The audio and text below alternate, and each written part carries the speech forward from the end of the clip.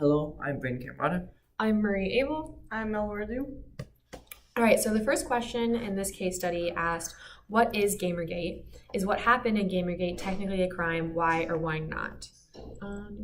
Yeah, so Gamergate was pretty much centered around this woman called Zoe Quinn, who was accused by her ex of sleeping with like 5 other people, and one of them was like a video game blogger or reviewer, and he accused her of sleeping with him in order to like boost her video game reviews, so like her video game would be like higher up or seen in a better light, and that escalated and people got mad and they started sending her death threats, and then eventually they doxed her, and that became known as Gamergate. And the people who were sending her these threats said that Gamergate was about ethics in video game journalism. So.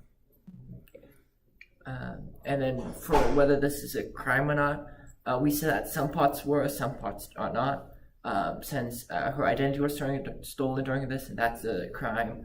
Her information was stolen through doxing, as was said, as well as there's a lot of threats of violence, no actual force of violence.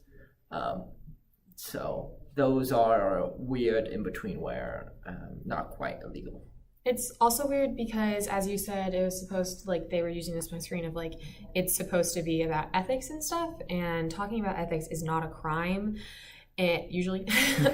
And the way that these people were using Gamergate, like saying that it was about ethics and saying that they just wanted to like show the gaming world like in a better light and that Zoe was ruining it all, is weird because it makes the word Gamergate, what it's supposed to stand for, not a crime, but it makes many of the actions that people committed in Gamergate criminal. For question 2, it said, where would this criminal behavior fall within typologies of cybercrime? We had a bit of trouble with this one. Our main way we could define this is one of the typologies, whether the computer was a victim or whether the computer was an instrument to hurt another person. And we decided that the ultimate goal of a lot of this was to use the computer as an instrument to hurt Zoe. So that's where it falls under.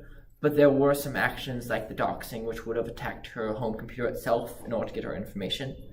But we said that the majority of it was to hurt Zoe itself, and all of the end goal of it all was to hurt Zoe.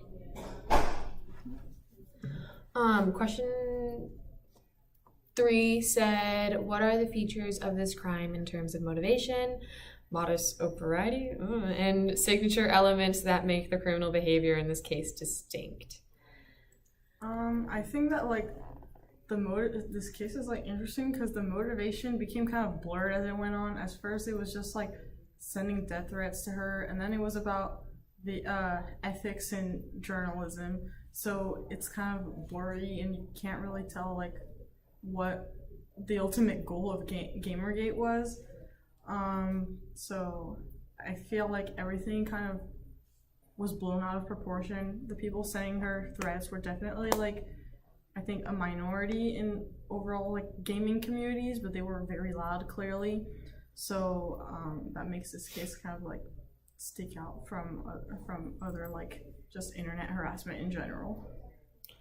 Yeah, and it's interesting because we talked about how Gamergate started after the whole thing that her ex produced, the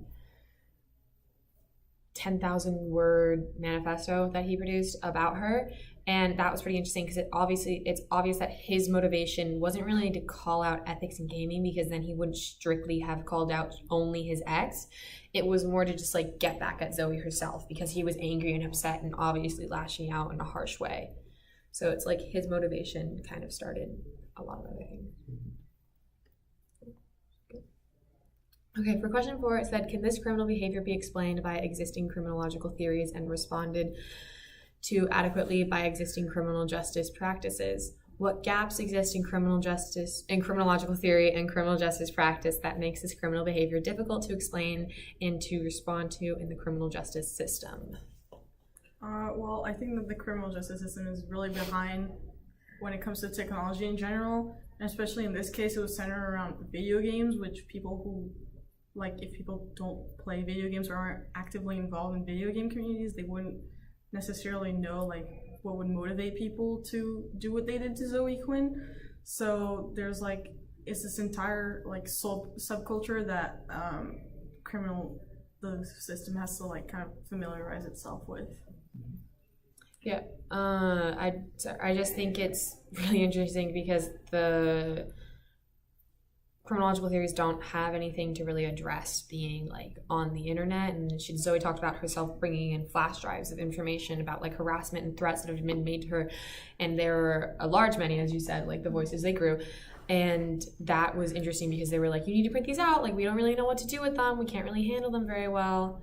And so that was pretty stressful. Yeah, I think one thing that criminal justice theory doesn't really work with online is it gives a bit of anonymity to whoever's committing the crime, that their face is not at the scene of the crime per se, and additionally, whenever they, for example, made the death threats against Zoe, they didn't go up to her face and see her reactions to the threat and see how she took those threats, and in that way I think it's people don't see their crimes as crimes or even as bad as they really are, and how hurtful they can really be. For the theories that there are for us to look at, we thought power control is pretty important because the people online chose to be violent, and obviously sometimes even people like us, they'll get on the internet and they'll just be like, oh, I'm really upset, or I'm sad, I want to act out in a certain way, or they just, like you were saying, like they don't see your face, like they feel like they have this power that they can use to control something. And obviously culture, because it's like a culture itself, the video games, and subcultures, because the Gamergate was considered, in my opinion, a culture, and it's people inside of that culture.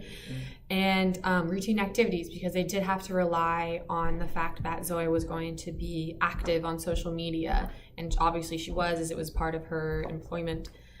But yeah.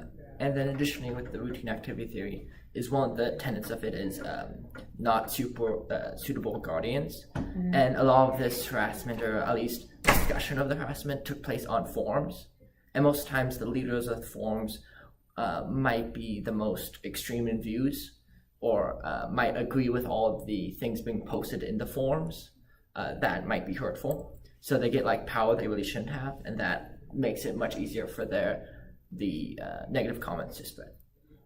One more was deterrence, because as we said before, they are not seeing her face and they were not able to be brought to justice, and I don't know how many people who actually doxed her were punished in the criminal justice. I don't believe any, since she dropped the case, because there was no way. Yeah, she dropped it, so no one got a punishment from it. They were all fine. So deterrence theory like really plays a role in them not being affected by anything.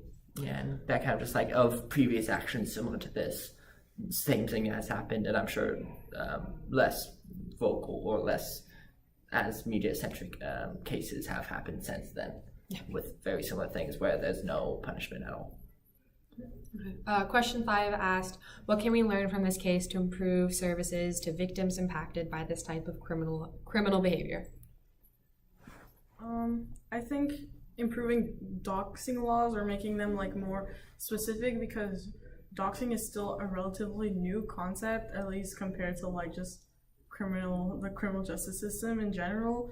That also relates to like just being more familiarizing oneself with like the internet and how it works, and the risks that come with being on the internet. I think that part of the problem was that, like, besides the doxing, like, harassment itself isn't really a crime on the internet. Like, it's not that hard to just like hate on people on the internet. So I think that it would be important to just be more specific as to what the consequences of doxing actually are. But that's also a challenge, because you have to figure out like who is responsible for like doxing that person, and due to like how big the internet is and how difficult it can be to track people down, like it's just hard to find out who the perpetrators are. And maybe also dealing with the victims in a way of like finding out a way to help them, if it's not just through the internet, it's like through the actual person themselves, face to face, like being there for someone, maybe, because this most definitely can cause a lot of psychological trauma, because I bet Zoe was, for those 2 years, pretty afraid to leave her house, because people were threatening to like rape and kill her, and so obviously that would take a toll on someone's mental health. And I think it's just a final point off of what you said, just if like you have someone who goes through this, don't just dismiss this. It's like, oh, it's only online, it's a death threat from someone in Michigan. They won't do anything about it. To realize that it's just a very scary thing. And, she didn't just get 1 or 2 death threats from people, on the other side of the world. She got hundreds, if not thousands, from probably people in her own geographic community, which is a very threatening thing, and something like that should never be downplayed.